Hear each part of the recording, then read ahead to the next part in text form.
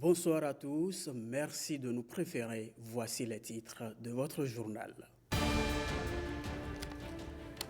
Ils ont de quoi renforcer désormais les patrouilles sur l'ensemble du territoire national. Les éléments de la police républicaine viennent de recevoir un nouveau lot d'équipements, un don de l'Organisation internationale des migrations. Comment pérenniser les bonnes pratiques d'accès au marché de la ZLECAf? Des experts des 8 États membres de l'UEMOA se sont concertés à Cotonou.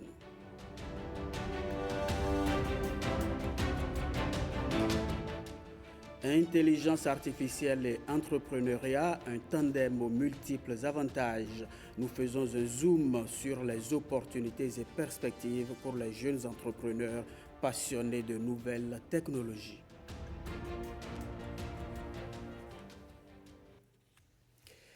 Les Émirats arabes unis et le Bénin s'acheminent vers un renforcement de leurs relations. Le médiateur de la République a discuté des bases de la future coopération avec l'ambassadeur extraordinaire et plénipotentiaire des Émirats arabes unis près le Bénin. Miché Elegbe et Nathalie Doris Olabi partagent avec nous l'essentiel à retenir de cette rencontre. Pascal Essou, le médiateur de la République, a échangé avec la délégation conduite par Mohamed Saed Al-Kabi, l'ambassadeur extraordinaire et plénipotentiaire des Émirats arabes unis près le Bénin. Les échanges ont tourné autour de la coopération qu'il pourrait y avoir entre le médiateur de la République du Bénin et certaines institutions des Émirats arabes unis pour des échanges d'expériences. Pascal Essou a profité de l'occasion pour solliciter l'appui de l'ambassade des Émirats arabes unis pour la réalisation de son projet Zéro violence avant, pendant et après les élections. Une doléance qui a déjà reçu l'assentiment de ses hôtes. D'une institution à une autre, la fonction juridictionnelle de la Haute Cour de justice en débat, c'est le thème au cœur d'une réflexion à l'OCOSA. Les participants ont tracé la voie à suivre pour dynamiser davantage la Haute Cour de justice. Leurs travaux ont débouché sur des résolutions que nous présentent ici Évariste Zomorou et Samirat Chabimane. Il aura fallu 4 jours de travaux, aussi bien en plénière qu'en atelier, pour s'accorder sur la manière de faire bouger les lignes afin que la Haute Cour de justice puisse réaliser sa mission juridictionnelle, rendre justice. Durant tous ces moments-là, la Haute Cour de justice est restée dans une léthargie qui ne dit pas ces mots à cause des règles qui l'animent. Nous avons eu à identifier les goulots d'étranglement à tous les niveaux pour que tout au moins la Haute Cour de justice puisse se réactiver et rentrer dans une pleine activité. Il y a des réflexions que l'Assemblée nationale elle-même devra pouvoir mener. Nous avons l'immense responsabilité, nous, juges de la Haute Cour de justice, de faire en sorte que les lignes bougent. Nous allons procéder à la relecture de la loi organique. Et pour y parvenir, il faut le soutien de l'Assemblée nationale parce que nous voulons juger les hommes politiques. Mais avant de les juger, il faut enlever l'immunité. Satisfaite, la présidente Dandi Yamou entrevoit une activation possible de la fonction juridictionnelle de son institution, car les résolutions issues du rapport général de ce séminaire permettent d'espérer. Cette lueur d'espoir est née grâce à vos efforts conjugués pour la consolidation de l'état de droit et de la bonne gouvernance. Les principales conclusions, comme indiqué dans le rapport général, permettent d'espérer la tenue d'audiences juridictionnelles pour donner suite au dépôt de plainte dont elle est saisie. Car une juridiction n'existe que lorsqu'elle rend des décisions. Nous avons l'obligation d'exister concrètement. Les regards sont désormais tournés vers l'Assemblée nationale pour une véritable mise en œuvre de la responsabilité pénale du président de la République et des ministres pour des infractions commises dans le cadre de leurs fonctions. Un renfort pour la police républicaine, non pas en effectif, mais plutôt en équipement de patrouille. C'est un don de l'Organisation internationale des migrations OIM en partenariat avec l'ambassade des États-Unis d'Amérique. La remise officielle de l'appui a eu lieu jeudi dernier à la Direction générale de la police républicaine. Ayelodju Amoussou et Brice Menaï nous font le point de la cérémonie.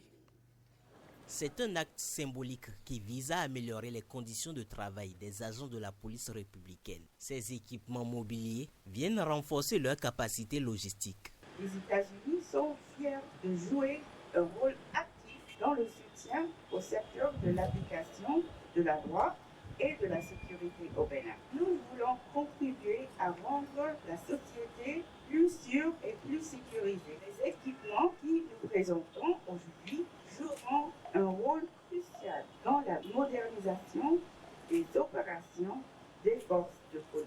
La présente dotation comprend 2 véhicules, 12 motos et leurs accessoires, des détecteurs de métaux, des radios VHF, du matériel d'inspection et des mobiliers et accessoires de facilitation de la formation initiale et continue des agents de police.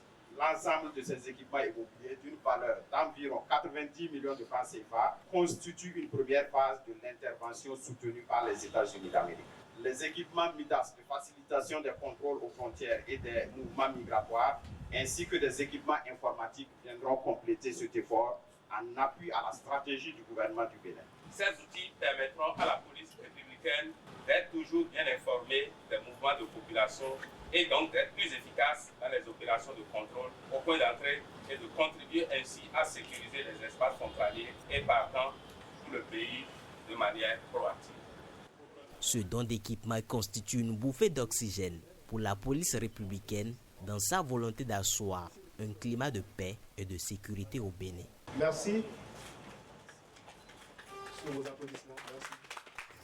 Journée mondiale de la Poste, c'est le 9 octobre. Elle a été célébrée au Bénin en différé. Occasion pour les postiers béninois de faire un bilan de leurs activités. Dans la foulée, les lauréats du concours national de composition épistolaire ont été primés. Les gagnants de la tombola de la Caisse nationale d'épargne ont reçu eux aussi leur lot. Voici le résumé de toutes ces activités avec Ramatou Lawani, Ayelodju Amoussou et Brice Deogracias Menaï. 134 ans déjà que les premiers services postaux du Bénin ont été créés. Malgré les nombreux défis, la Poste du Bénin continue de faire des prouesses avec des réalisations significatives. Nous avons aujourd'hui 112 agences sur 66 des 77 communes du pays. Nous contribuons significativement à l'inclusion financière au Bénin, c'est-à-dire qu'aujourd'hui nous avons à peu près 940 000 comptes ouverts pour une population d'environ 15 millions d'habitants, c'est significatif. Nous contribuons aussi à l'inclusion numérique. Il y a à peu près 3 mois, nous avons signé avec l'ANIP un partenariat qui nous permet de rendre disponible aux populations dans certaines de nos agences les services d'émission d'actes d'état civil de l'ANIP. Aujourd'hui, le secteur postal représente toujours une infrastructure puissante. Le réseau combiné de 618 000 bureaux de poste et d'un peu plus de 5 millions d'employés constitue un atout unique pour les opérateurs désignés du monde entier. Le secteur postal est donc un partenaire naturel des gouvernements pour la réalisation des objectifs de développement durable. La coopération au développement mise en œuvre dans la région est gérée par une équipe régionale au siège du bureau international et 5 bureaux régionaux situés à Cotonou. Aujourd'hui, la Poste du Bénin se réinvente et cette journée commémorative est l'occasion de récompenser les 10 lauréats du concours national de composition épistolaire édition 2024 ainsi que les lauréats de la tombola Caisse nationale d'épargne. Je suis très heureuse par rapport au lot que je viens de recevoir après avoir gagné le concours épistolaire. Je pense que la Poste du Bénin est une bonne organisation car elle a plusieurs structures et elle aide beaucoup également la population. Je suis vraiment contente d'avoir gagné la moto Djanana à la Poste du Bénin. Si la Poste du Bénin s'est adaptée au fil des ans, le défi désormais est l'amélioration de la qualité du service et l'inclusion financière et numérique des populations. Un nouveau jeu de société, le jeu 7 empires, les trésors de Dakar. Intéressons-nous à présent aux bonnes pratiques en matière d'accès au marché de la ZLECAf à la zone de libre-échange continentale africaine. Il faut dire que des acteurs des secteurs publics et privés des 8 États membres de l'UEMOA se sont concertés à Cotonou. Les discussions visent à renforcer la compétitivité des petites et moyennes entreprises communautaires. C'est ce que nous apprend Alessandra Diotan dans ce reportage. Renforcer la compétitivité des économies, promouvoir l'industrialisation et développer les chaînes de valeur, telles sont les ambitions des États à l'origine de l'accord instituant la zone de libre-échange continentale africaine. Cette rencontre vise à faire le point des bonnes pratiques observées dans le cadre de la mise en œuvre de cet accord. Nous, au secteur privé, nous avions tendance vraiment à créer, à transformer nos produits. Le Bénin, 13 millions d'habitants, veut consommer combien de produits? Nous sommes obligés de changer avec le Bénin, avec la Guinée-Bissau, avec la Côte d'Ivoire, avec le Sénégal, vraiment pour qu'il y ait échange. Donc, ce séminaire vient à point nommé parce que très souvent, nos organes mettent en place des facilitations autour desquelles il n'y a pas de communication. Et vous voyez, aujourd'hui, c'est un séminaire d'échange d'expériences, quelque chose qui est très capital parce que les expériences des entreprises ne sont pas les mêmes dans tous nos États.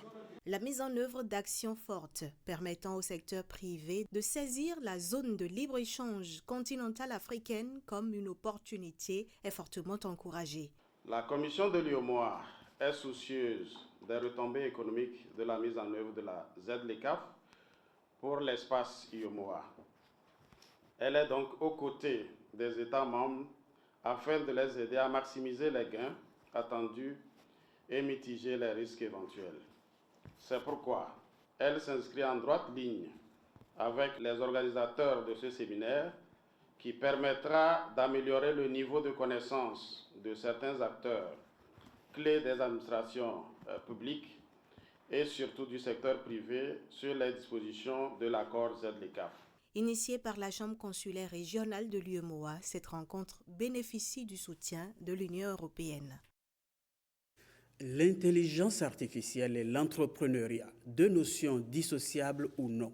Quelles sont les perspectives qui s'offrent à ceux qui embrassent ces domaines et surtout, quels sont les avantages qu'offre l'IA aux jeunes entrepreneurs? S'il vous arrive parfois de vous poser toutes ces questions, eh bien, nos reporters Génial Lafouda Mossi Abouka, Igor Ayosso et François Issou vous livrent ici des éléments de réponse. Grâce à l'IA, vous pouvez devenir data scientist, juste interpréter les données. Vous pouvez devenir ingénieur en IA, créer des algorithmes, créer des IA. Le paysage de l'entrepreneuriat est en pleine mutation. Au cœur de cette métamorphose, l'IA. L'intelligence artificielle devenue aujourd'hui un outil incontournable avec un impact multidimensionnel dans le monde entrepreneurial. Lorsque vous prenez une entreprise sans intelligence artificielle et une avec, il y a une différence. Il y a une grande différence entre les deux. Il y a une différence de longueur d'avance. L'entreprise avec l'intelligence artificielle a une longueur d'avance sur l'entreprise sans intelligence artificielle. Par exemple, il y a des youtubeurs qui arrivent à gagner de l'argent, à réaliser des vidéos à l'aide de l'intelligence artificielle. Il y a des tas d'outils d'intelligence artificielle qui sont conçus pour permettre aux entrepreneurs de pouvoir mieux exécuter leurs tâches, de faire leur travail, ça leur permet en plus de gagner du temps, en plus de gagner de l'argent. Des avantages que confirme ici Takdir Salami. L'intelligence artificielle est devenue pour le jeune entrepreneur une véritable passion. Le styliste y a fréquemment recours pour exécuter ses tâches. Ça me permet de moins réfléchir parce que je vais beaucoup plus vite dans la recherche de modèles dont j'ai besoin. Et voilà, j'ai pas besoin aujourd'hui comme avant de dessiner forcément. Avec l'IA, je peux retrouver facilement des tenues dans le genre que je recherche et je peux faire des modifications aussi facilement que de devoir encore dessiner un peu comme on faisait avant et tout. L'intelligence artificielle offre donc de nombreuses solutions aux entrepreneurs, quitte à être assimilée à une marque de l'entrepreneuriat rentable. L'IA et l'entrepreneuriat, deux notions en parfaite symbiose, est tournée vers l'avenir. Ils sont à l'honneur, les meilleurs chefs d'établissement, enseignants et apprenants de la commune de Kétou. Ils reçoivent des lettres de félicitations et d'encouragement. C'est la direction départementale des enseignements secondaires, techniques et de la formation professionnelle qui célèbre ainsi l'excellence dans le département du Plateau. Calvador Hawanou et Nathalie Doriso-Olabi constatent que l'événement est à sa 2e édition. Les chefs d'établissement, enseignants et élèves ayant brillé aux examens du BEPC et du bac dans le département du Plateau célébré. Ils reçoivent ici des lettres de félicitations et d'encouragement dans le cadre de la promotion de l'excellence en milieu scolaire. C'est une immense joie qui nous anime. Nous, les récipiendaires de ce jour, nous invitons nos camarades à travailler farouchement. Tout le monde peut être meilleur. Il suffit de l'avoir comme objectif et de beaucoup travailler pour l'atteindre. Je voudrais exprimer ma profonde gratitude et celle du collectif des chefs d'établissement scolaire de la commune de Kétou à Monsieur le directeur départemental des enseignements secondaires, techniques et de la formation professionnelle du Plateau pour avoir initié la journée de l'excellence. Chers lauréates, chers lauréats, élèves et enseignants, je vous adresse mes très vives et chaleureuses félicitations et vous invite à demeurer des modèles. L'initiative émane de la direction départementale des enseignements secondaires, techniques et de la formation professionnelle et est à sa 2e édition. Ils ont été identifiés à partir des taux de réussite 80% pour le BPC et 70% pour le bac, définis dans les contrats d'objectifs signés au début de l'année scolaire 2023-2024. Je vous félicite tous pour vos réussites et vous encourage à poursuivre. Nous sommes tous fiers des rendements de nos établissements scolaires publics, notamment autrefois reconnus comme le maillon faible du système. La preuve, la commune de Kétou aura cessé de tirer le département du Plateau vers le bas. Elle l'a plutôt porté au haut niveau. Il nous faut maintenir le cap. Pour cette édition, plus de 400 enseignants ont été éligibles et les remises des lettres de félicitations et d'encouragement vont se poursuivre dans leurs établissements respectifs.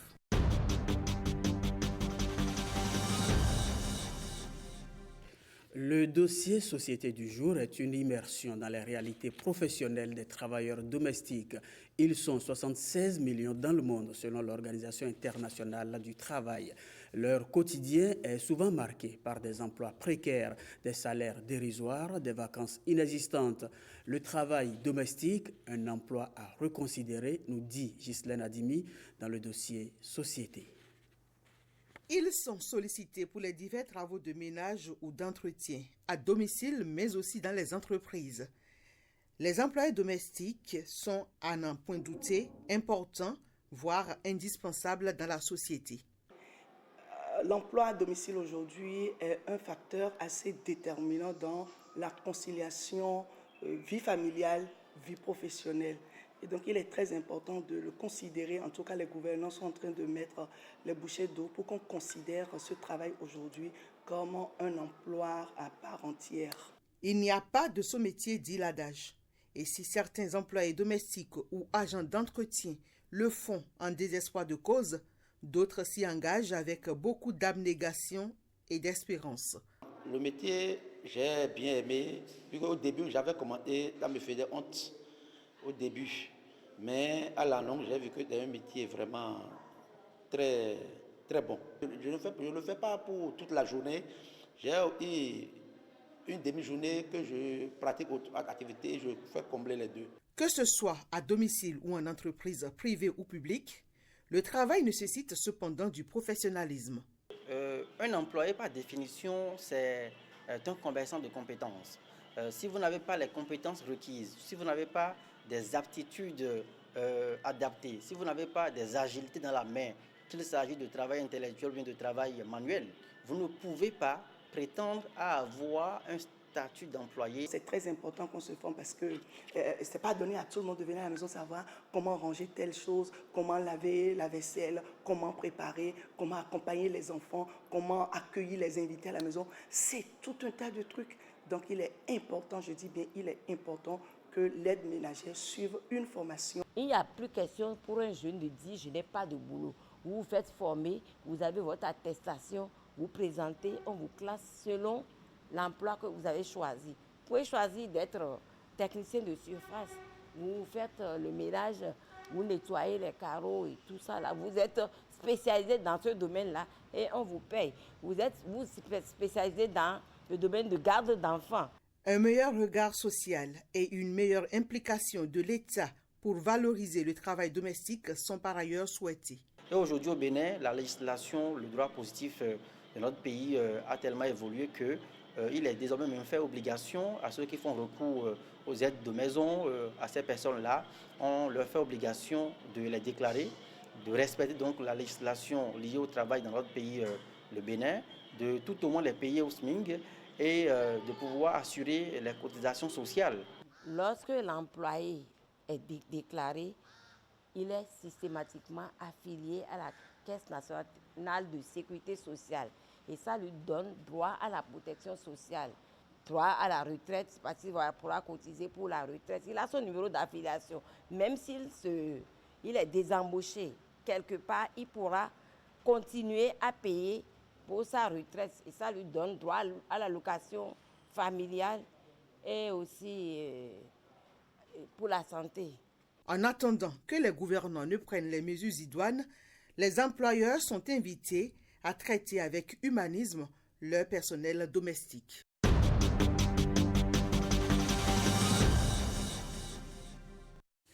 Un rendez-vous à prendre du 4 au 8 novembre prochain se tient la conférence de l'Alliance des partenaires africains pour la riposte aux épidémies et catastrophes APORA. Cette conférence regroupe à Cotonou 32 pays membres et 6 pays observateurs. Les participants vont se pencher sur des thématiques comme l'exercice de simulation. Le colonel-major Léonce Avanvoyeke nous donne plus de précisions sur cette rencontre de haute portée. Il est interviewé par Christelle Tongodo et Wenceslas Awaimo. C'est dit que la conférence de Cotonou reste unique pour deux raisons. La première, c'est que c'est la toute première fois dans l'histoire de cette alliance qu'un exercice de simulation grandeur nature présente une solution intégrée impliquant les acteurs du ministère de la Santé, ceux du ministère de la Décentralisation, des acteurs du ministère de l'Intérieur et bien évidemment les acteurs du ministère de la Défense face aux fléaux que sont les épidémies et les catastrophes. Parce que nous sommes conscients que les épidémies sont ravageuses dans nos pays, les catastrophes déciment nos populations dans l'essentiel donc des pays membres de APORA, et le Bénin a voulu rompre avec la tradition des exercices, des conférences en salle pour nous mettre en face de la réalité. Vous savez que nos pays, pour l'essentiel, sont de gros éléphants parce que nous écrivons beaucoup de documents en matière de gestion des épidémies et catastrophes. Mais pour la réalité, nos pays sont de toutes petites souris en matière de mise en œuvre de ces documents que nous élaborons. Et c'est pourquoi cet exercice de simulation va éprouver tous les documents que notre pays a élaborés. Les autres activités à Cotonou, c'est les 10 ans de l'Alliance APORA. 10 ans, ça se fête. L'Alliance APORA n'est pas un organisme festif. Parce que ces 10 ans, nous aurons à fêter les 10 ans à la place de l'Amazone, où la diversité culturelle du Bénin sera présentée à nos hôtes de marque. La vocation de notre pays est que les Africains sont chez eux, ici. On peut considérer que c'est leur deuxième pays. Et comme tel, si c'est leur deuxième pays, nous devons bien les accueillir. L'image qui restera sera la chaleur et l'enthousiasme entre les populations béninoises et les délégations donc, de l'Alliance, et évidemment entre les délégués de différents pays.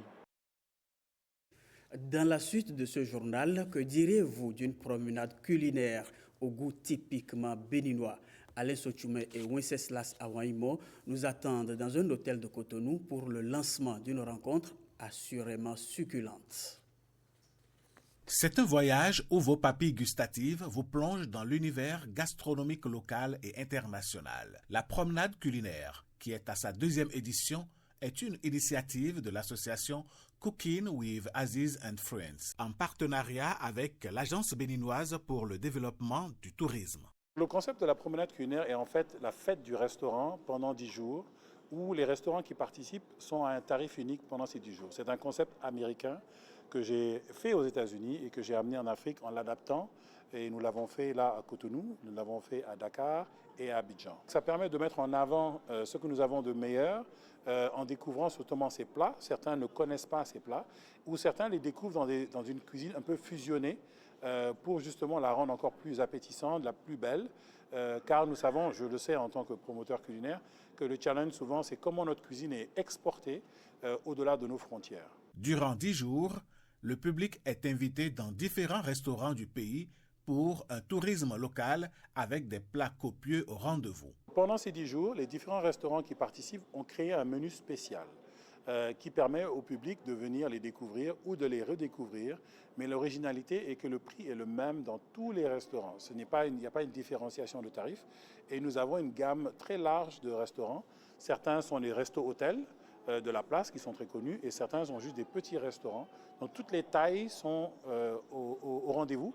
Et également Porto Novo. Nous avons cette année, est-ce que c'est la 2e édition, nous avons fait cet événement également l'année dernière, mais cette année nous avons Porto Novo qui rejoint également la promenade culinaire. Du 1er au 10 novembre 2024, la gastronomie béninoise sera mise en avant et révélée davantage au monde entier. Après ce régal, faisons maintenant le tour des réseaux sociaux avec Stanislas Limpon. Le Ballon d'Or 2024 est au cœur d'un lot de polémiques sur la toile. Et le Ballon d'Or 2024 sera Rodri, un milieu de terrain qualifié de phénoménal ces dernières années, un milieu de terrain ici récompensé Ballon d'Or 2024. Seulement, sa distinction est loin de faire l'unanimité. De Facebook à TikTok, en passant par le réseau social X, des passionnés de football désapprouvent. Comment c'est possible que Vinicius n'ait pas eu? Pour le Ballon d'Or, moi je suis désolé, c'est un scandale. Rectificatif, Rodri, le joueur de Manchester City, mérite ce prix. Il est un milieu de terrain moderne, un milieu offensif qui sait tout faire, clament ses fans. De l'autre côté, les performances de Vinicius sont mises en avant. Pas de comparaison, il n'y a pas match, assure le camp du joueur de Real Madrid. Les supporters de Vinicius voient dans la distinction de Rodri une sorte de favoritisme sur fond de racisme. Avant qu'il donne le nom de Rodrigo dans la salle, écoutez très bien la famille. C'est du vol. Le monde entier est en train d'écouter ça. Écoutez très bien, écoutez.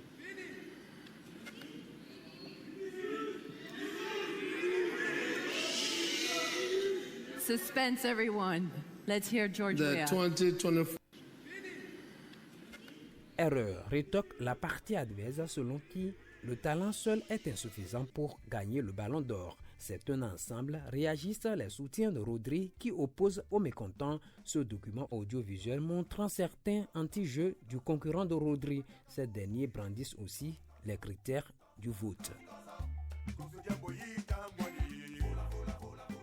D'une polémique à une autre, mais toujours autour du Ballon d'Or 2024. À l'origine, ce geste inattendu capté, atterri sur les réseaux sociaux, la toile crie au scandale. En effet, avant le démarrage de la cérémonie du Ballon d'Or 2024, la femme de Didier Drogba défilait sur le tapis rouge avec son mari. Didier Drogba aperçoit Sandy Heribert, sa co-présentatrice de la cérémonie, et la rejoint pour prendre des photos. En voulant ajuster sa robe, la co-présentatrice a failli balayer le visage de l'épouse de Drogba avec sa robe. Le geste a offusqué des milliers d'internautes. À coups de tweets et commentaires, ils ont manifesté leur indignation. Gênée, l'épouse de Drogba, à travers une publication, a appelé au calme et au respect de Sandy Heribet qu'elle trouve adorable et brillante. Et depuis, le ton a changé.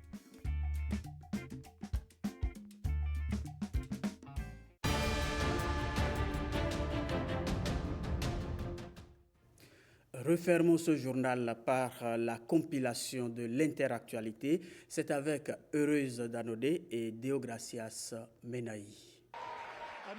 Les conservateurs britanniques en proie à des difficultés ont élu Kemi Badenoch, candidate anti-woke, à leur tête en remplacement de Rishi Sunak, qui a démissionné après les résultats désastreux du parti lors des élections générales de juillet. Pour être entendus, nous devons être honnêtes sur le fait que nous avons commis des erreurs, honnêtes sur le fait que nous avons laissé nos standards nous échapper. Le temps est venu de dire la vérité, déclare Badenoch dans son premier discours en tant que chef du parti conservateur.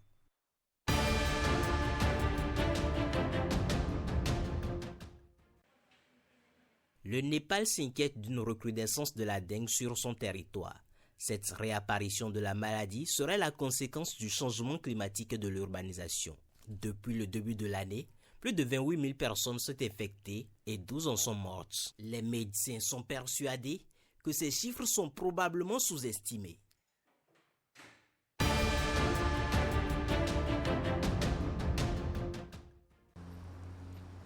Journée de deuil en Serbie après 14 morts dans l'effondrement d'un toit de gare. Des résidents de Novi Sad allument des bougies et déposent des fleurs devant la gare. C'est tout simplement inconcevable, c'est terrible, déclare une retraitée venue rendre hommage aux victimes de l'effondrement.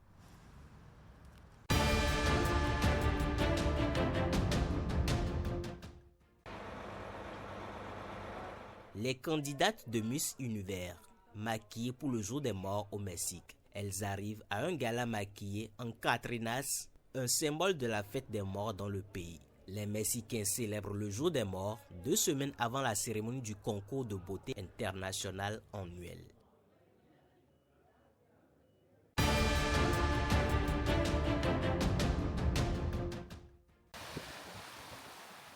Ostdunkirk, dernier endroit au monde pour pêcher à cheval les crevettes. Pendant les vacances scolaires, les touristes viennent dans cette commune belge pour voir la pêche aux crevettes à cheval. Si cette tradition côtière a peu à peu disparu à travers l'Europe, elle s'est maintenue ici, en Belgique, où elle est inscrite au patrimoine culturel immatériel de l'UNESCO.